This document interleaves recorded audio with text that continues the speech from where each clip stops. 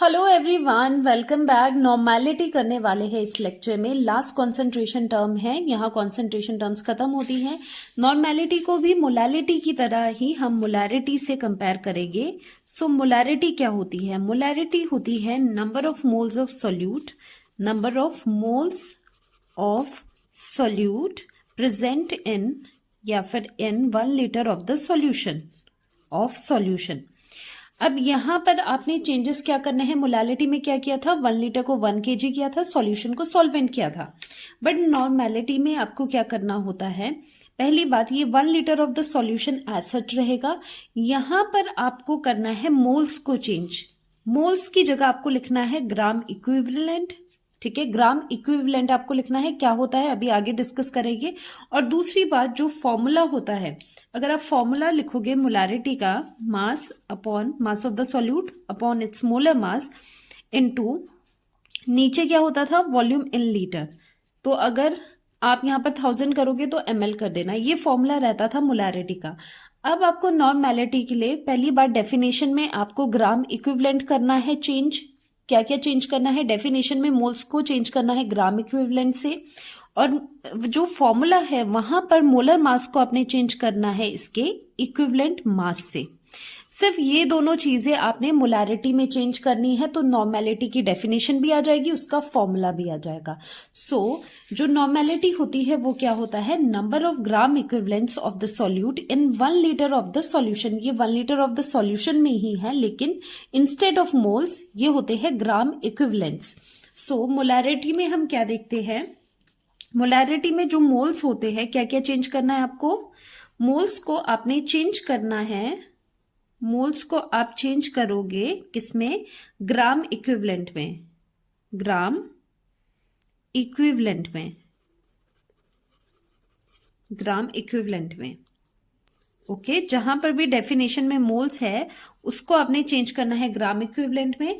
साथ ही में जहां पर भी मोलर मास है उसे आप चेंज कर लोगे इक्विवेलेंट मास में। ये दो चीजें आपको करनी है मोलैरिटी से नॉर्मेलिटी वाली डेफिनेशन लिखने में या फिर आने में। ओके, सो इसका फॉर्मूला क्या आप लिख सकते हो? अब हम लिख सकते हैं इसका फॉर्मूला कि नॉर्मेलिटी क्या होती है। नॉर्मेलिटी को एन से भी रिप्रेजेंट किया जाता है, तो हम लिख सकते हैं number of gram equivalents instead of moles हम क्या लिखेंगे? Number of gram equivalents equivalent of solute. Solute का ही आएगा, जैसे मोल्स आते थे वैसे ही सॉल्यूट के ग्राम इक्विवेलेंट्स आएंगे, divided by volume of solution in litres. नीचे डिनोमिनेटर सेम रखना है। जस्ट यहां पर आपने क्या चेंज किया है? ये ग्राम इक्विवेलेंट आपने यहां पर नया लाया है instead of the moles. Simple सी चीज है, ज्यादा कुछ नहीं है इसमें। अब बात आती है ये ग्राम इक्विवेलेंट क्या होता है। So this gram equivalent moles की तरह होता है। जैसे मोल्स होते थे, मोल्स कैसे निकालते थे आप? Number of moles given mass upon molar mass. वैसे ही जो ग्राम इक्विवेलेंट है, मोल्स की जगह ग्राम इक्विवेलेंट आ जाता है। वो क्या होता है? गिवन मास को डिवाइड करो इसके इक्विवेलेंट मास से। ओके, तो मोलर मास की जगह इक्विवेलेंट मास कर दो, तो मोल्स की जगह ग्राम इक्विवेलेंट हम कर लेते हैं। सो यहां पर हम लिख लेते हैं what is equivalent gram equivalents is equal to given mass upon equivalent mass. तो ये चीज रहती है। अब ये जो ग्राम इक्विवेलेंट है उसे हम यहां पर पुट कर सकते हैं। सो नॉर्मेलिटी का एक और फॉर्मूला आ जाता है। Normality is equal to number of gram equivalents की जगह हम ये वाली वैल्यू पुट करेंगे, ये वाला एक्सप्रेशन पुट करेंगे। सो ये गिवन मास को W से लिखेंगे of the solute upon equivalent मास, और ये आ जाएगा वॉल्यूम। नीचे volume of the solution in litre, लेकिन अगर आपने ml में करना है सॉल्यूशन का वॉल्यूम तो ऊपर हम 1000 कर लेंगे।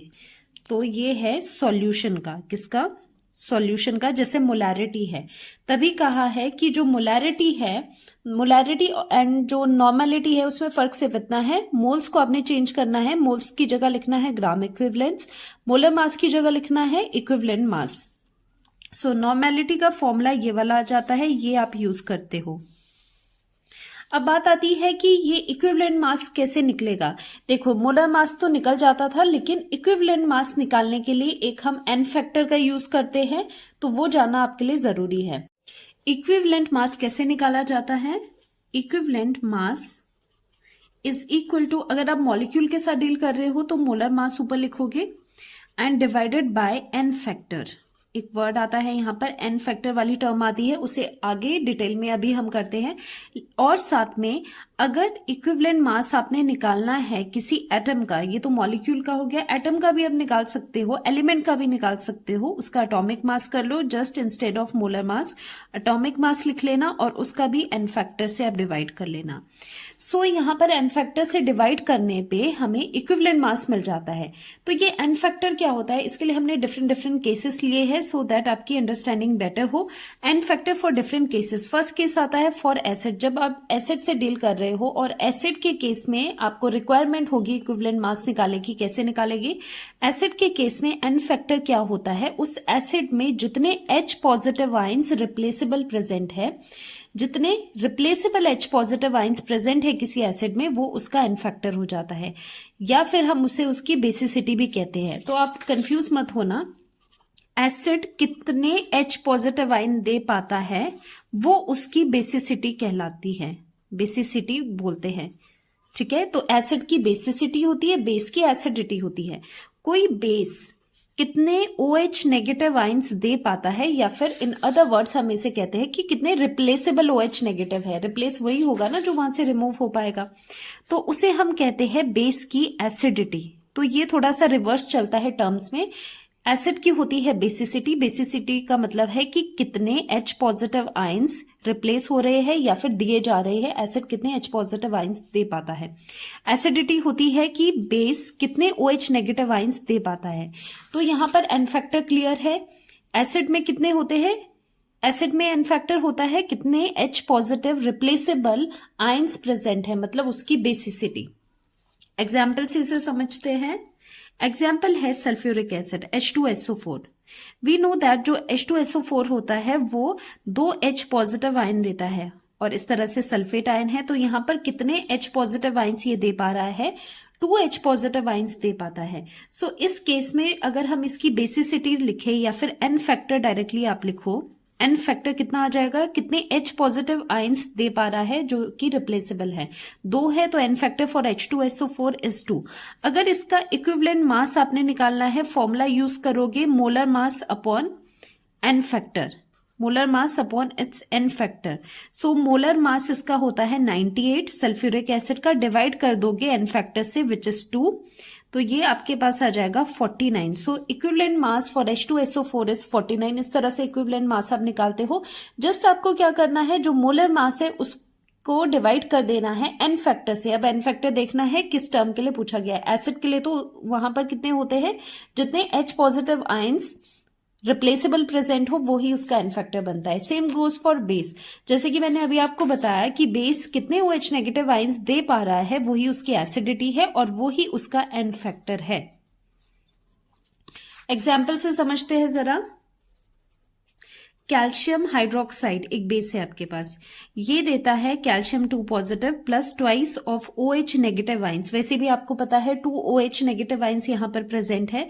सो इस केस के लिए जो इसका एन फैक्टर हो जाता है, एन फैक्टर इसका 2 आएगा, बिकॉज ये इसके पास कितने रिप्लेसेबल OH नेगेटिव आयंस है। देखो जो ये लिखा है ना, number of replaceable OH negative ions, इससे कंफ्यूज नहीं होना है। मतलब कितने रिप्लेसेबल OH नेगेटिव का मतलब है जो वहां से डिस्प्लेस हो पाए, जो वहां से डिस्प्लेस हो जाए, बाहर निकल जाए, तो वही है 2 OH नेगेटिव आयंस। तो यहां पर 2 इसका एन फैक्टर होगा। अब जो इसका मोलर मास होगा उससे आप डिवाइड कर लोगे 2 को, तो आ जाएगा इक्विवेलेंट मास। ऐसे करके इक्विवेलेंट मास बेस का निकाल पाओगे।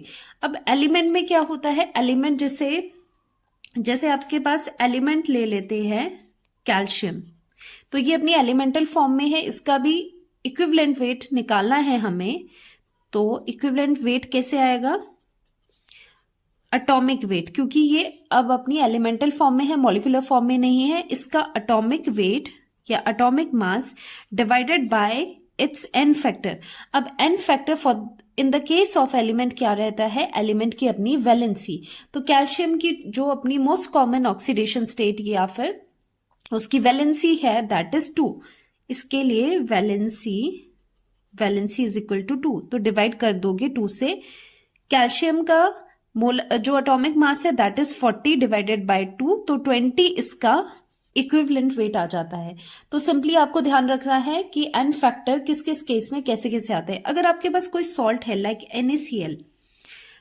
NaCl, तो उस केस में एन फैक्टर क्या होता है, या तो आप टोटल पॉजिटिव चार्ज देख लो या फिर टोटल नेगेटिव चार्ज देख लो। ये डिवाइड नहीं है और करके लिखा है, या तो आपको टोटल पॉजिटिव चार्ज देखना है या फिर आपको टोटल नेगेटिव चार्ज देखना है। NaCl में टोटल पॉजिटिव चार्ज कैसे देखोगे, NaCl ब्रेक होता है Na पॉजिटिव में Cl नेगेटिव में, तो टोटल पॉजिटिव चार्ज यहां पर कितना नजर आ रहा है, यहां पर 1 पॉजिटिव नजर आ रहा है, तो 1 से आप यहां पर डिवाइड कर दोगे। अगर हम मैग्नीशियम क्लोराइड की बात करें, यहां पर ज्यादा आपको समझ में आएगा। Magnesium 2 positive plus twice of Cl negative, तो यहां पर एन फैक्टर कितना है, ऊपर भी देखते हैं। एन फैक्टर ऊपर 1 था, इस केस में एन फैक्टर कितना है, टोटल पॉजिटिव चार्ज देखो या टोटल नेगेटिव चार्ज देखो। टोटल पॉजिटिव चार्ज कितना है, 2 पॉजिटिव। अगर आप नेगेटिव चार्ज से भी देखते हो तो यहाँ पर 1 है लेकिन आगे 2 है, तो 2 से -1 को मल्टीप्लाई करना है।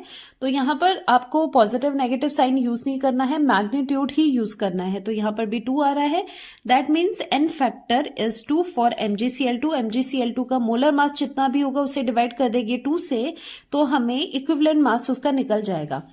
लास्ट आता है फॉर आयन। आयन का बहुत ज्यादा इजी है, कोई भी आयन होगा तो जितना भी उस पे चार्ज होगा उसका मैग्नीट्यूड ले लो, वो उसका एन फैक्टर बन जाता है। लाइक एल्यूमिनियम 3 पॉजिटिव आयन, इसका एन फैक्टर कितना होगा, इसका एन फैक्टर 3 होगा। सिंपली जितना चार्ज है आयन के ऊपर वही उसका एन फैक्टर हो जाता है। लाइक क्लोराइड आयन, इसका एन फैक्टर कितना हो गया, इसका एन फैक्टर 1 हो गया। पॉजिटिव नेगेटिव नहीं लेना है, मैग्नीट्यूड ही यहां पर लेंगे। सो यहां पर कितना है, -1 है, तो 1 इसका यहां पर एन फैक्टर आ जाता है।